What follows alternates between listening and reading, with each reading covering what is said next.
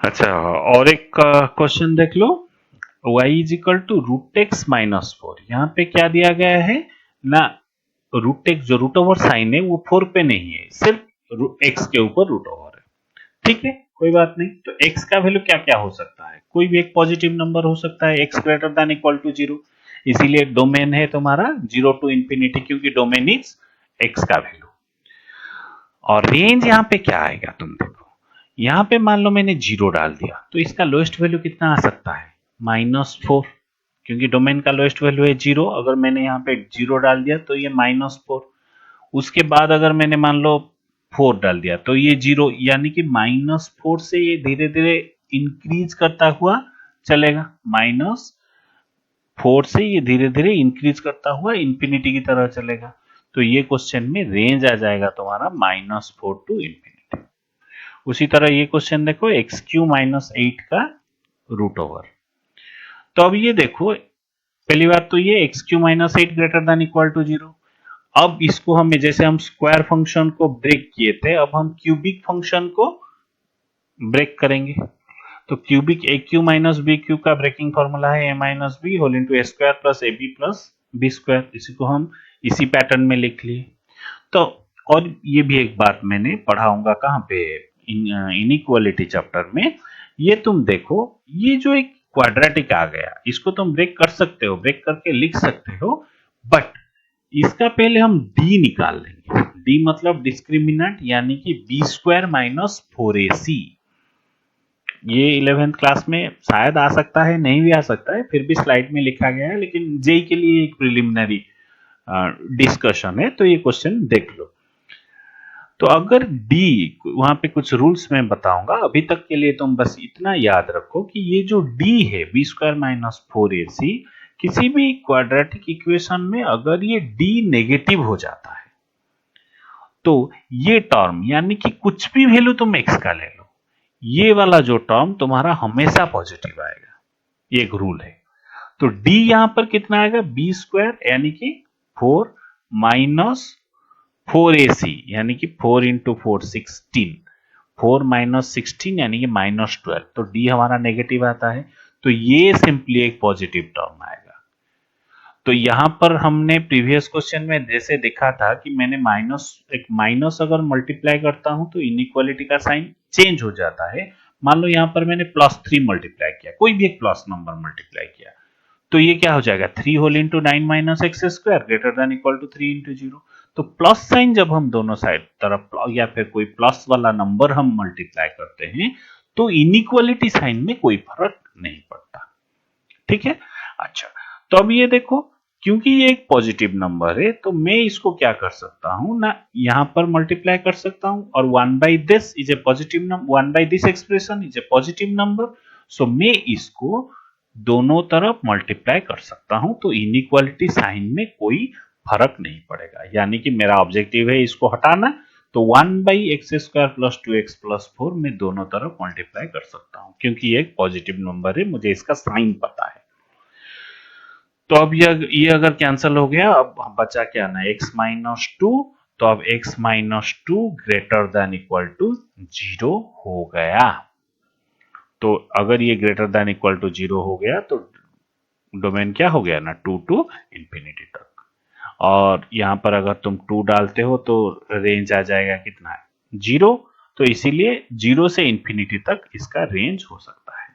तो ये जो इनइक्वालिटी वाला चैप्टर है, यानी कि स्क्वायर रूट इनइक्वालिटी है, इसको मैं इनइक्वालिटी चैप्टर में और डिटेल में पढ़ाऊंगा, समझाऊंगा।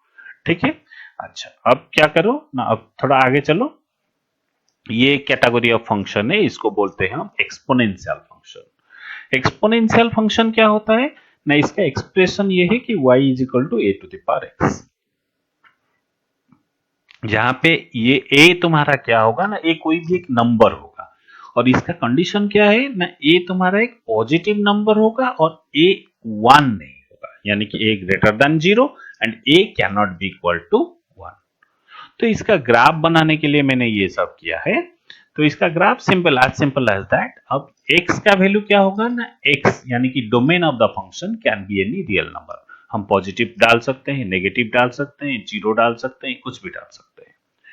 क्योंकि तुम देखो यहाँ पे a ग्रेटर देन 0 होगा और a 1 नहीं होगा, तो अब हम ये a को 0 से 1 के बीच में ले सकते हैं, यानी कि a को कोई भी हम एक फ्रैक्शन ले सकते हैं या फिर a को हम ग्रेटर देन 1 ले सकते हैं, यानी कि 1 फ्रैक्शन का मतलब क्या है कि सिंपली 0 to 1 के बीच, और ये 1 से ग्रेटर यानी कि 1 2 3 4 2.5 3.5 ऐसे ही कुछ फ्रैक्शन हम इस सेकेंड केस में ले सकते हैं।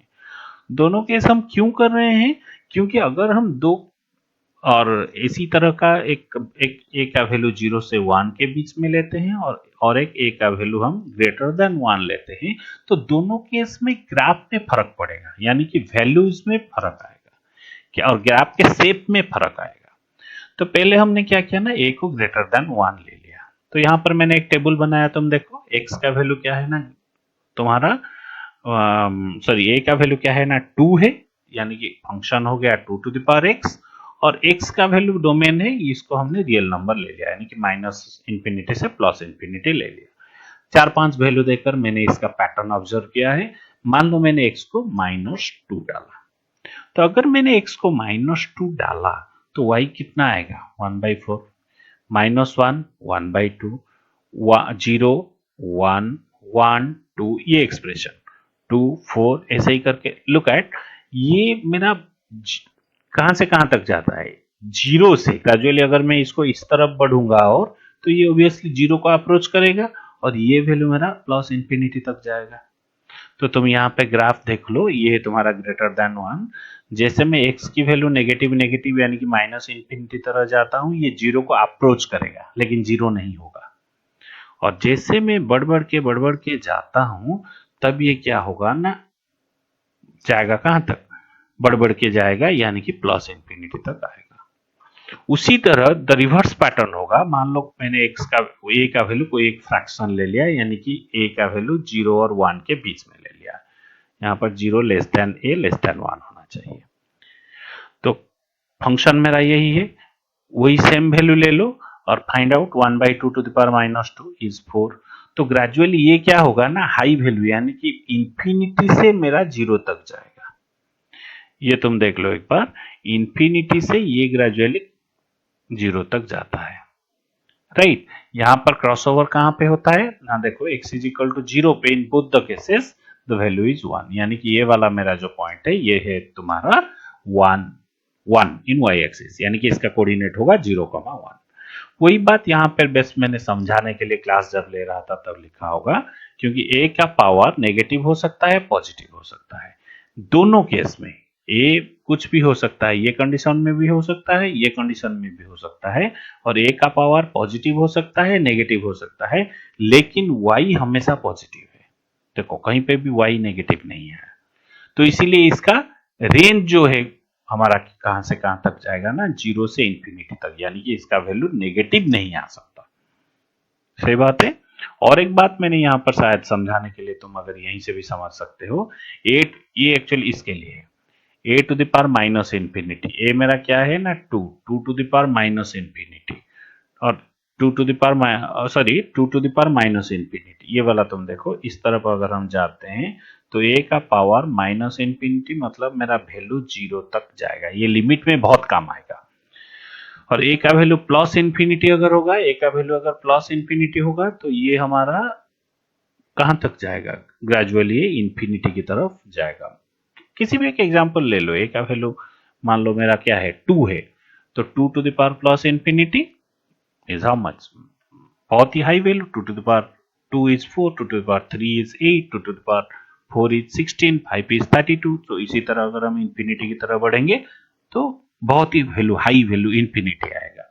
लेकिन मान लो अगर इस केस में ये हमारा a का वैल्यू एक फ्रैक्शन है, और फ्रैक्शन का मतलब ये 0 और 1 के बीच में है, तो ये इसका वैल्यू क्या आएगा ना, 0 से अगर हम 1 के बीच में कोई लोग मान लो ये एग्जांपल लेते हैं 1/2, तो 1/2 to the power minus infinity, तो 1/2 और फ्रैक्शन का पावर माइनस इंफिनिटी मतलब 1/2 to the power minus infinity, यानी कि इसको हम लिख सकते हैं 2 टू द पावर इंफिनिटी, तो 2 टू द पावर इंफिनिटी एक हाई वैल्यू है, इसीलिए हम बोल सकते हैं कि ये प्लस इंफिनिटी की तरह जा रहा है।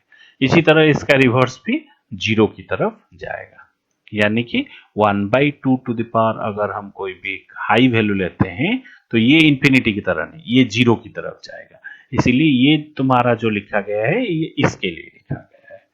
ठीक है, बस 11th क्लास में अभी लिमिट नहीं पढ़े हो, ये ग्राफ को बस थोड़ा सा समझ लो, इतना ही काफी है, इससे ज्यादा और कुछ नहीं आएगा।